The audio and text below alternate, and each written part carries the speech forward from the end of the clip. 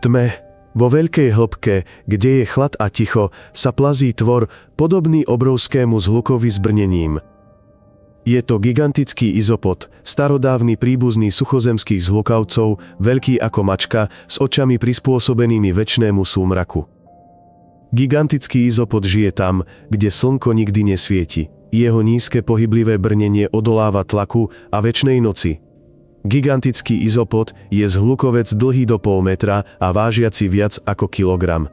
Je obrnený ako minitank a vie sa stočiť do gule na ochranu mäkkého brucha.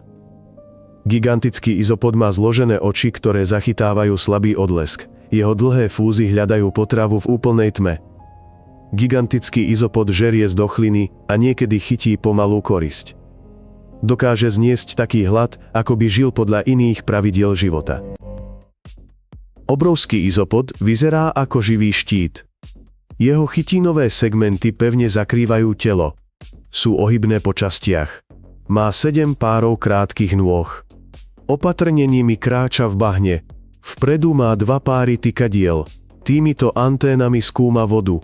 Jeho zložité oči vidia obrysy v šere. Hnedofialový pancier maskuje siluetu. Chvostová platňa mu pomáha prudko sa vrhnúť vpred, alebo sa pritlačiť ku dnu. Jeho silné ústne časti doslova hryzú veľké mŕtvoly. Hlavnou črtou je radikálna úspora energie. Obrovský izopod žije v studenej vode. Jeho metabolizmus je spomalený. Srdce bije zriedka. Svaly pracujú pomaly. Potrava sa trávi dlho. Obrovský izopod sa naje do prasknutia. Týždne potom nehľadá potravu. V zajatí izopody niekedy roky takmer nejedli a prežili. Obrovský izopod sa zvinie do pevnej gule. Šetrí si teplo a silu. Pokojne čaká, kým hlboké vody znova zhodia jedlo z hora. Jeho domov je dno západného Atlantiku, Karibského mora a Mexického zálivu v hĺbkach od 100 do 2000 metrov. Obrovský izopod žije tam, kde je vždy noc, chlad a obrovský tlak. Na mäkkom bahne ležia zvyšky rýb, chobotníc a kusy tiel veľrýb. Izopod pomaly hliadkuje priehlbiny. Keď spadne potrava, je často jedným z prvých.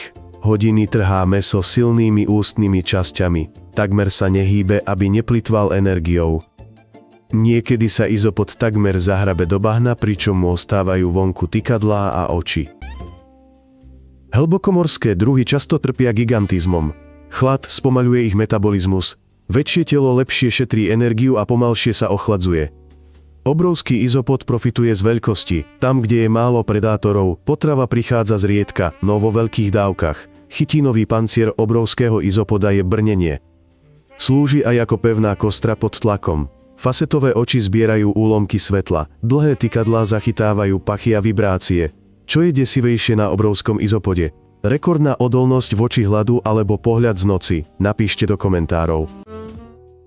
Na internete obrieho izopoda volajú morským švábom a strašia útokmi na ľudí. To je mýtus.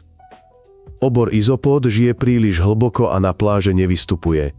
Keď rybári vytiahnu vlniaci sa pancierový klbko, obor izopod si len chráni brúško. Samice obrieho izopóda majú vrecko, kožnú tašku. Tam sa vyvíjajú veľké mláďatá, už podobné dospelým. Stretnutia ponorných robotov s návnadou ukazujú, obor izopod prichádza medzi prvými. Má totiž výborný čuch v hĺbke. Vedcov obrovský izopod prekvapil už v 19. storočí.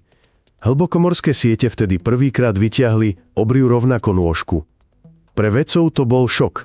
Známy suchozemský tvor bol zrazu oceánsky a obrovský.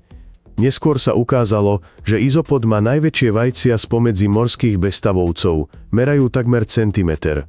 Samica ich nosí vo vaku. Mladé sa už rodia podobné dospelým jedincom. Druh je vzácny na záberoch nie pre nízky počet.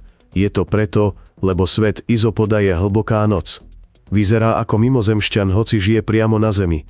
Ak ťa zaujímajú skutočné, no hrôzostrašné tvory, izopod je ideálny sprievodca do priepasti. Toto je kanál Pozemské tvory. Prihlás sa na odber a uvidíš ešte viac hrôzostrašných objavov. Ďalej bude ešte viac príšer.